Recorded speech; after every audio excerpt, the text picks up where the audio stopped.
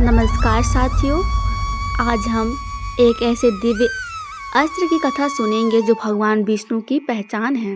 एक ऐसा चक्र जिसे देखकर अधर्म कांप उठता है और धर्म की रक्षा होती है।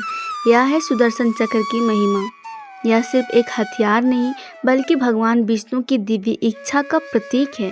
तो आइए जानते हैं इस चमत्कारिक चक्र की कथा और उसकी अद्भुत शक्तियों के बारे में।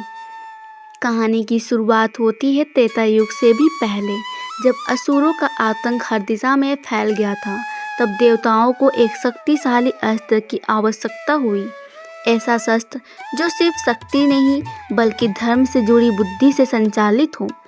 भगवान विष्णु तपस्या में लीन थे। देवता विश्वकर्मा से मिलने गए जो देवताओं के शिल्पकार थे। विश्वकर्मा ने बताया, केवल तपस्या, यज्ञ और ब्रह्म तेज से बना एक ही अस्त्र ऐसा हो सकता है और वह होगा सुदर्शन चक्र। भगवान शिव ने भगवान विष्णु को यह दिव्य चक्र आशीर्वाद स्वरूप प्रदान किया। यह चक्र सामान्य नहीं था, इसकी गति मन की गति से भी तेज थी। यह चारों दिशाओं में घूम सकता था, हर बाधा को भेद सकता था। यह चक्र सिर्फ उस पर चलता जो धर्म की रक्षा के लिए संकल्पित हो। भगवान विष्णु ने इसे अपने दाहिने हाथ में धारण किया। यह बना उसका अभिन्न अंग, जैसे भगवान श्री कृष्ण के हाथों में यह सदैव साथ रहा। अब जानते हैं सुदर्शन चक्र की कुछ अद्भुत विशेषताएं। तेज और अचूक, यह जिस लक्ष्य को पकड़ता है उसे छोड़ता नहीं। दिशाओं से स्वतंत्र, यह किसी दिशा से आकर वार कर सकता है। वापसी की शक्ति, यह वार करके अपने स्वामी के हाथ में लौट आता है। दिव्य ज्योति से भरा, जहाँ यह घूमता है वहाँ अंधकार नहीं रहता।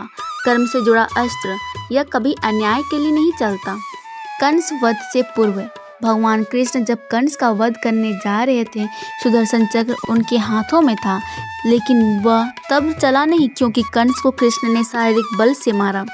शिशुपाल वध, राजा युधिष्ठिर के राजस्वी यज्ञ में जब शिशुपाल ने भगवान कृष्ण को अपमानित किया और 100 से अधिक बार निंदा की, तब कृष्ण ने चेतावनी दी।